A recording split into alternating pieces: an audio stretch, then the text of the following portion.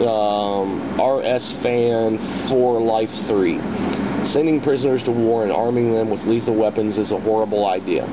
Just imagine handing a murderer a gun. Yes, I can imagine it.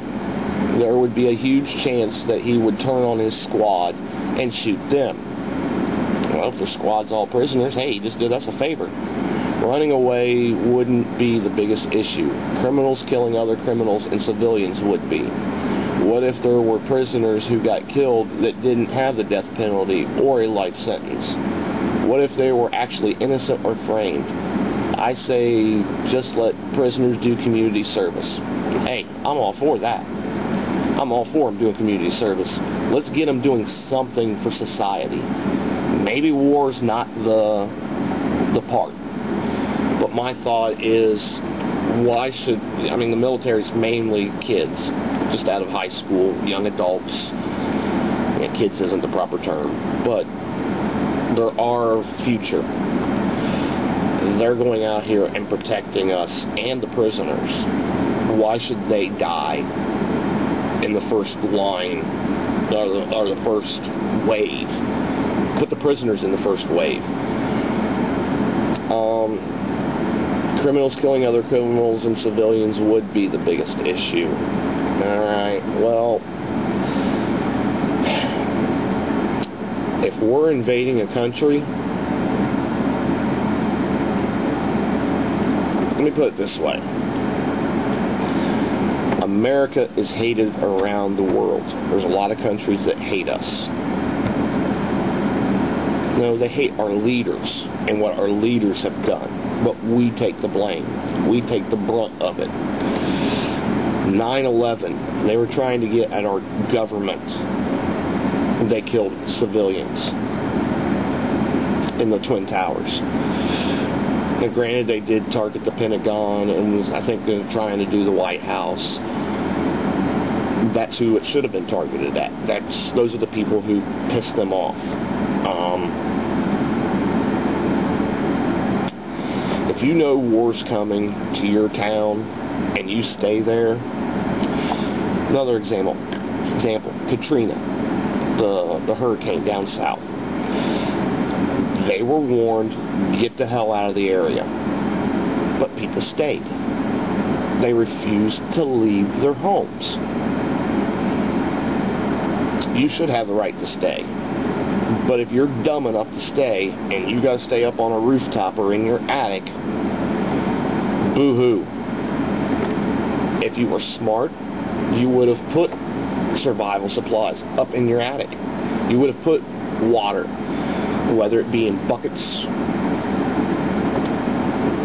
old water bottles, every pot and pan you had. You should have prepared yourself. If you're going to stay in that condition, or in that environment, you should have prepared yourself for it. Now, a lot of other people split. And I know this isn't correct. There may be some holes in the example that I'm giving, but I'm just trying to give you the general idea of what I'm saying. If you know war's coming to your town and you don't want to be involved in it, get the fuck out. And don't give me this, oh, I couldn't afford to, or I didn't have the means to. You got 2 motherfucking feet, don't you? You got a thumb, don't you? Make you a little sign that says, you know, the will work for food. Make one, I need to evacuate. Please give me a ride. Stand out on the freeway. Somebody's going to pick you up on their way out of town. If there's a will, there's a way. If you wanted to get out of that town, you could have gotten out of that town. Now, I don't know how much of a warning these people had, but I believe they had some sort of warning. You know, maybe that was a bad example to use, but this is the line of thought that I'm going with. If you know that something bad's coming, but yet you stay, you're too stubborn to leave, then don't whine and cry when the bad shit happens. You know, sitting up on your roof, help me.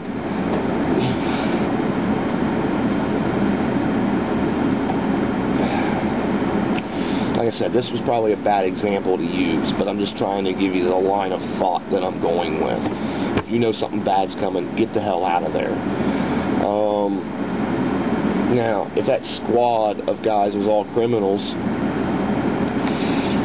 now, what if they were actually innocent or framed? What percentage of the prison population is framed? How many of them are really innocent? Very small. I know you'll hear you go into a prison and say, did you do it? Are you innocent or guilty? They're all going to say they're innocent. But 98% of them aren't. Somebody told me one time it's better to let 9 criminals go than to imprison 1 innocent person. I don't agree with that.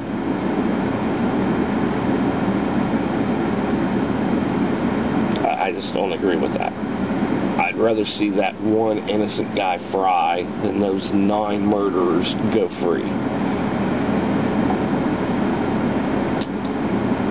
Now, yes, every now and then you'll hear about the guy that was imprisoned, and then 20 years later they find out that he was innocent, and he gets millions of dollars to compensate him for it. Granted, that's not a compensation. He lost all those years. But how often does that really happen? You know, 2 a year maybe? Maybe. Versus how many thousands that were guilty. A small price to pay. Anyway.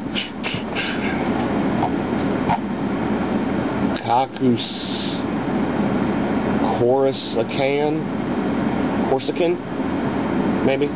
Penal forces, no. In my opinion, too much of a logistical nightmare. And you can't offer freedom to killers who are military trained and hardened in the worst shit fights on earth.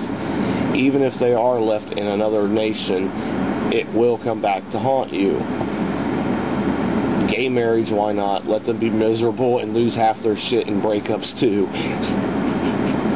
And as to the teabaggers, morons with posters and meetings, in my opinion.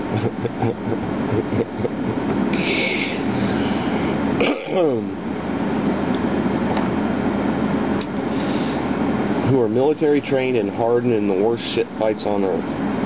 You know, a lot of those guys that would be sent over there thought they were G's. They were hard. They're thugs. How much more damage do we really do? They already have that mentality that they're hard. And I guarantee you, half of those motherfuckers that were thugs, you put them out there on that front line, they'll be sucking their thumb, fucking hugging a teddy bear like Radar from MASH, and crying for their fucking mommy. You know, maybe it's not the best idea, but give me a better one. You know, and I don't want to sound like I'm coming down on any of these people. I don't want that thought to be conveyed. That's not what I'm after. That's not what I'm trying to do. And if that's the way it's coming off, I apologize. You know, I want this to be a discussion, a debate. I want different points of view. Yes, my point of view may be wrong. I never said I was perfect. I'm wrong all the goddamn time. I'm just giving you my point of view on your point. Now, I'm not saying that my point of view is better than yours. I'm not saying you're right, I'm wrong. I'm right, you're wrong. That's not what I'm trying to do. And if that's the way it's coming off, I apologize. I'm just trying to keep this debate going.